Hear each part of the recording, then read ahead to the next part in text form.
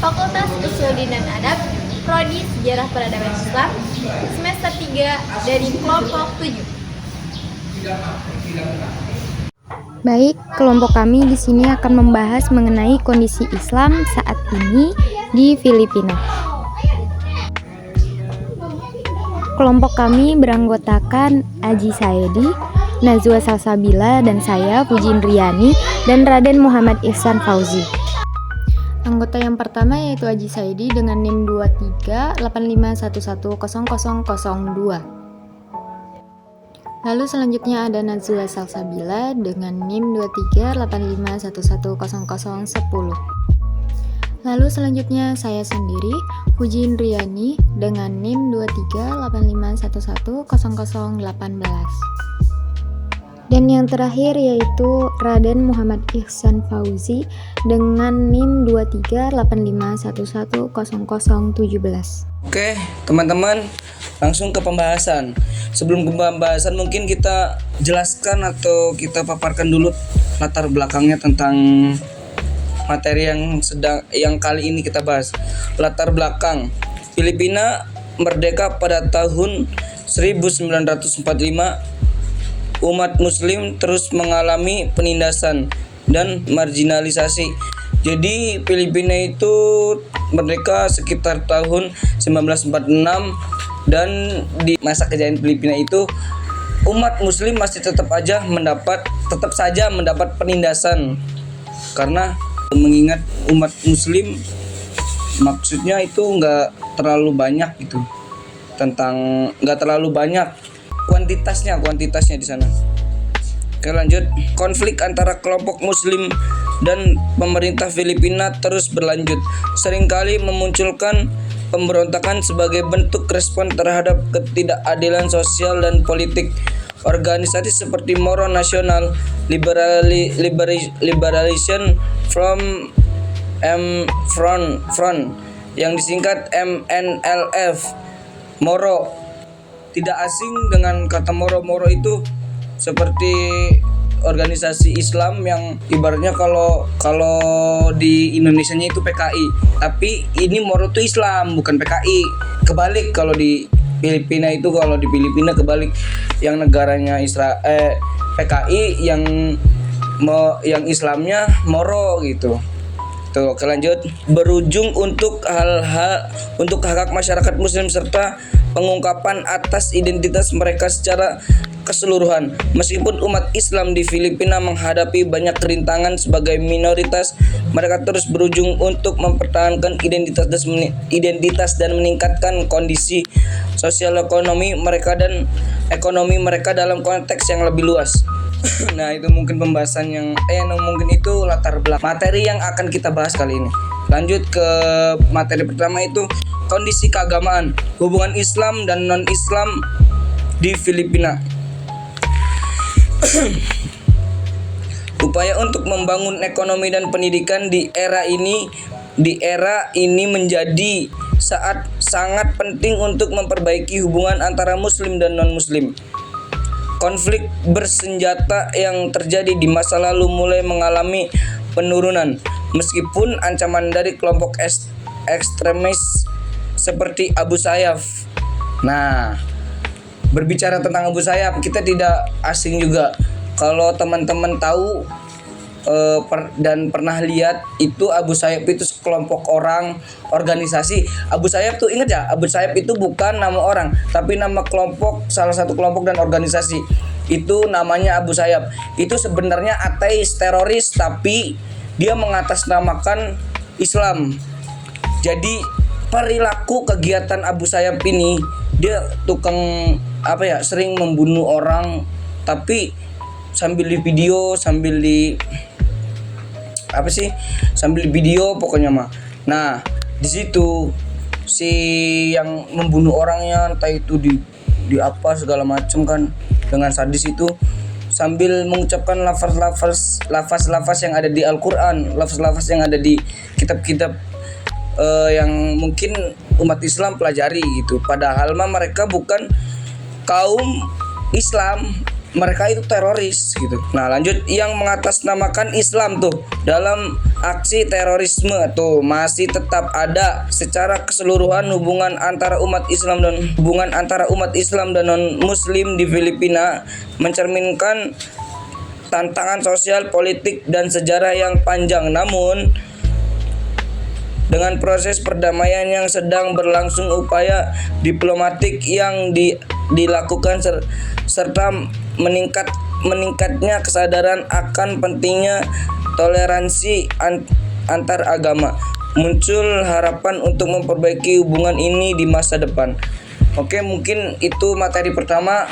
Bisa kita lanjut di materi kedua yang akan dibahas oleh selanjutnya.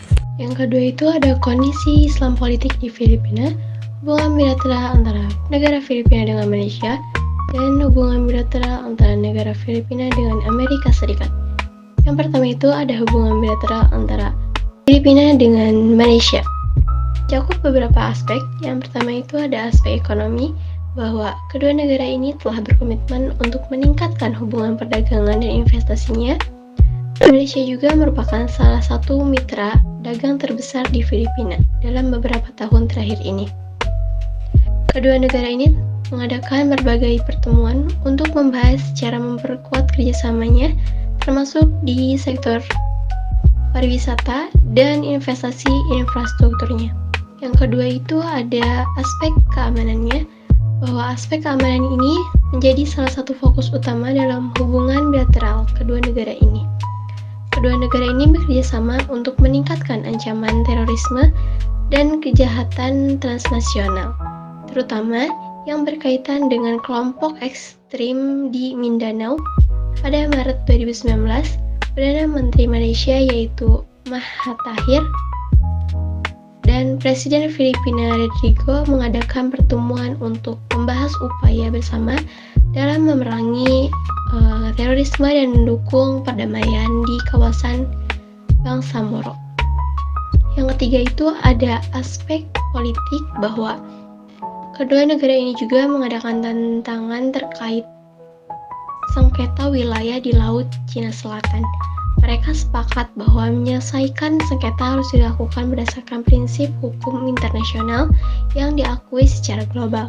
Hal ini menunjukkan komitmen kedua negara untuk menyelesaikan masalah secara damai dan melalui dialog. Selanjutnya itu ada hubungan bilateral antara negara Filipina dengan Amerika Serikat. Kedua negara ini memiliki sejarah yang sangat panjang dan sangat kompleks.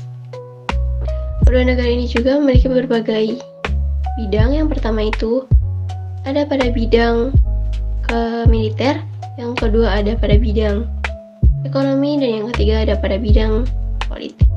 Yang pertama itu pada bidang militer, bahwasanya salah satu aspek penting dari hubungan ini adalah kerjasama militer. Filipina adalah sekutu non-NATO utama bagi Amerika Serikat. Mereka memiliki berbagai perjanjian. Yang pertama itu pada tahun 1951, bahwa perjanjian ini menetapkan bahwa kedua negara akan saling membantu jika salah satu negara itu diserang. Yang kedua itu pada tahun 1998 mengizinkan pasukan Amerika Serikat untuk berada di Filipina untuk latihan militer dan operasi bersama. Yang ketiga itu pada tahun 2014 memungkinkan Amerika Serikat untuk membangun fasilitas militer di Filipina dan memperkuat kehadiran militernya di kawasan tersebut. Yang kedua itu ada pada bidang kerjasama ekonomi, bahwa hubungan ekonomi antara Filipina dengan Amerika Serikat itu sangat signifikan. Amerika Serikat merupakan salah satu mitra dagang terbesar di Filipina. Kedua negara ini telah menandatangani berbagai perjanjian untuk meningkatkan perdagangan dan investasinya, termasuk pada Trade and Investment Framework Agreement atau TIFA yang bertujuan untuk mendorong perdagangan yang adil. Yang ketiga itu ada pada bidang politik, ada 2 poin. Yang pertama itu kebijakan luar negeri di bawah Duterte, bahwa pemerintahan Presiden Rodrigo pada tahun 2016 sampai 2022 hubungan dengan Amerika Serikat itu mengalami. Yang ketiga itu ada kerjasama di bidang politik.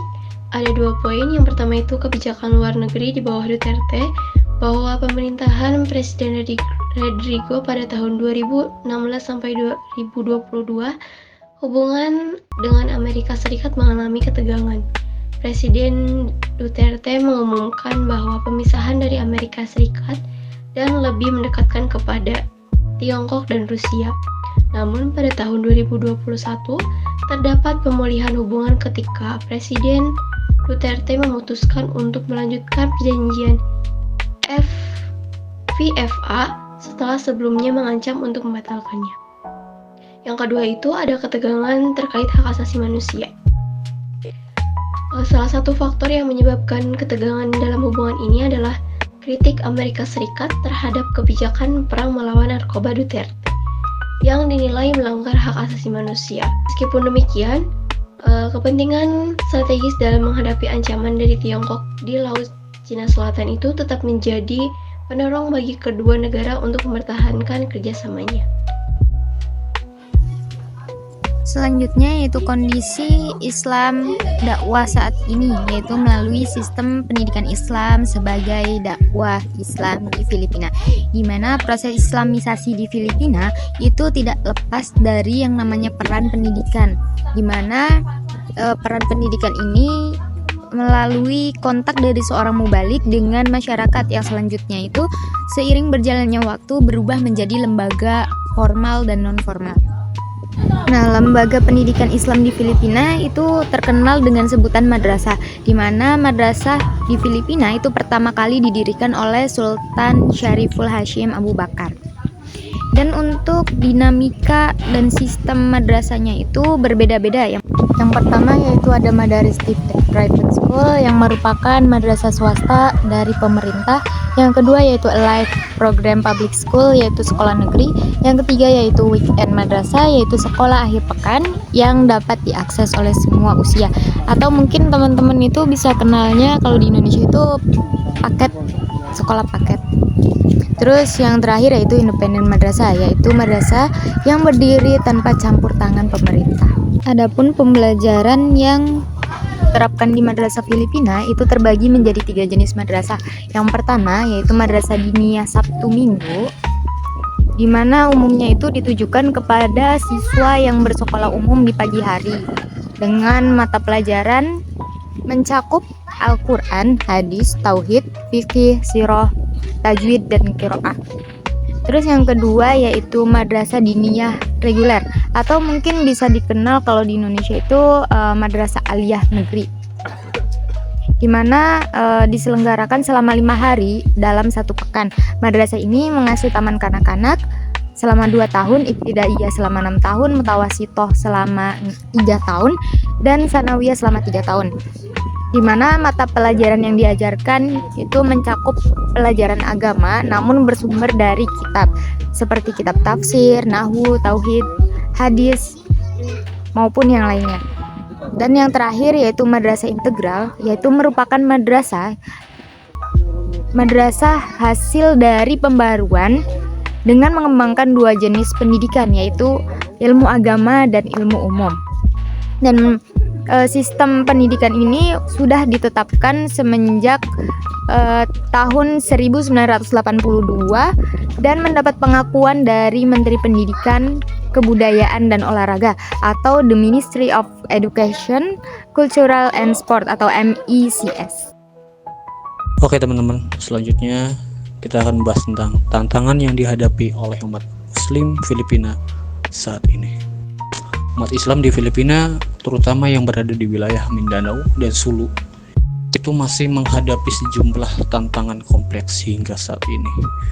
Beberapa tantangan utama yang mereka hadapi yakni adanya konflik bersenjata.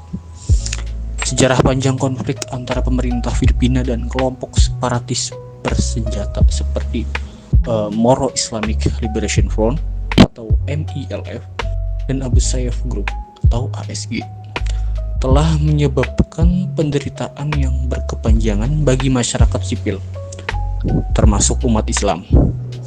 Meskipun telah ada perjanjian damai, namun kekerasan sporadis masih sering terjadi.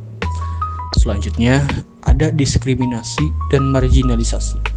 Sebagai minoritas di negara yang mayoritasnya penduduk beragama Katolik, umat Islam seringkali mengalami diskriminasi dalam berbagai aspek kehidupan, seperti akses terhadap pendidikan, pekerjaan, dan layanan publik. Hal ini memperkuat perasaan termarginalisasi dan memicu tuntunan akan otonomi yang lebih besar. Oke, selanjutnya itu ada kemiskinan dan keterbelakangan. Wilayah-wilayah yang didominasi oleh umat Islam umumnya memiliki tingkat kemiskinan yang tinggi, lalu infrastruktur yang buruk dan akses terbatas terhadap layanan dasar. Kondisi ini memperlambat pembangunan dan menghambat kemajuan masyarakat. Selanjutnya ada radikalisme. Meskipun sebagian besar umat Islam di Filipina moderat, namun ancaman radikalisme tetap menjadi perhatian serius.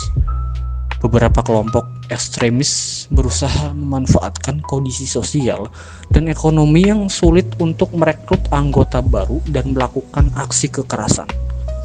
Terakhir itu ada pembangunan infrastruktur yang tidak merata. Pembangunan infrastruktur di wilayah mayoritas Muslim ini seringkali tertinggal dibandingkan dengan wilayah lain di Filipina. Jadi ya gitu, hal ini memperparah kesenjangan dan memicu ketidakpuasan di kalangan masyarakat.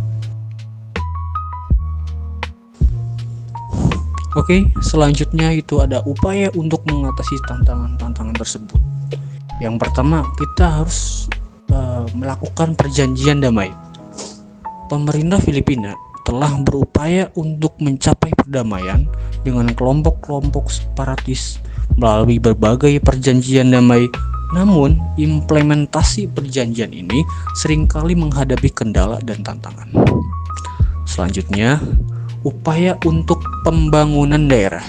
Pemerintah telah meluncurkan berbagai program pembangunan untuk meningkatkan kesejahteraan masyarakat di wilayah yang mayoritasnya itu Muslim, seperti pembangunan infrastruktur, peningkatan akses pendidikan, dan pemberdayaan ekonomi. Selanjutnya, ada dialog antaragama.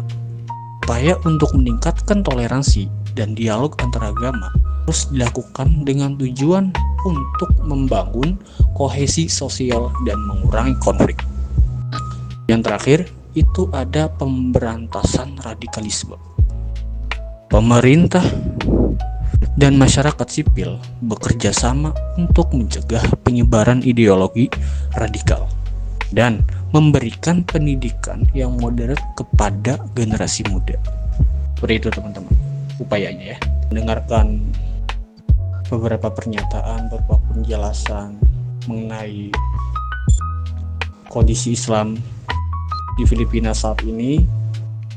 Selanjutnya ada kesimpulan, yakni di mana kesimpulan ini adalah pemaparan mengenai semua materi yang sudah dijelaskan oleh rekan-rekan sekalian.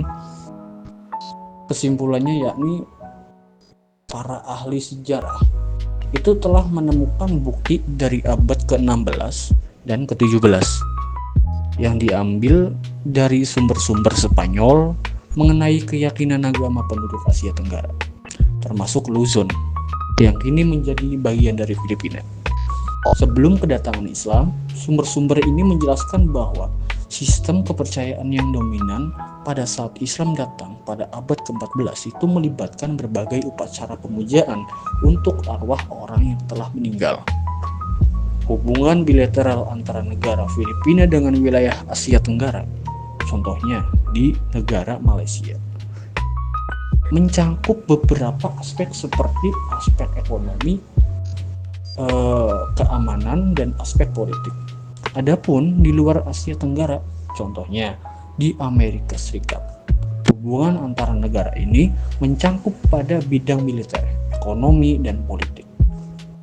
Pemerintah Filipina memiliki kurikulum standar yang ditetapkan oleh Departemen Pendidikan seperti kurikulum pendidikan dasar K-12 atau Kindergarten 12 dengan terintegrasinya madrasah dalam sistem pendidikan Filipina.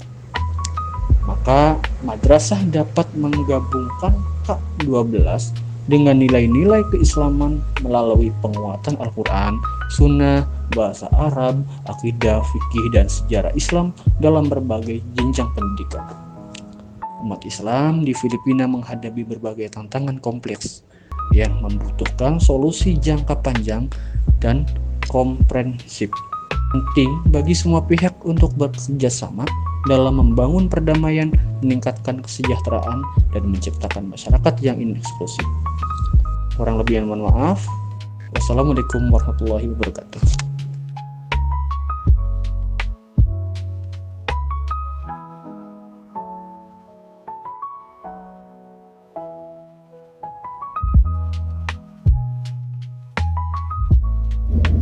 Baik, mungkin cukup sekian pembahasan dari kami mengenai kondisi Islam Filipina saat ini. Sekian dari kelompok kami, semoga bermanfaat. Saya Najwa Salsabila, pamit undur diri. Terima kasih. Wassalamualaikum warahmatullahi wabarakatuh.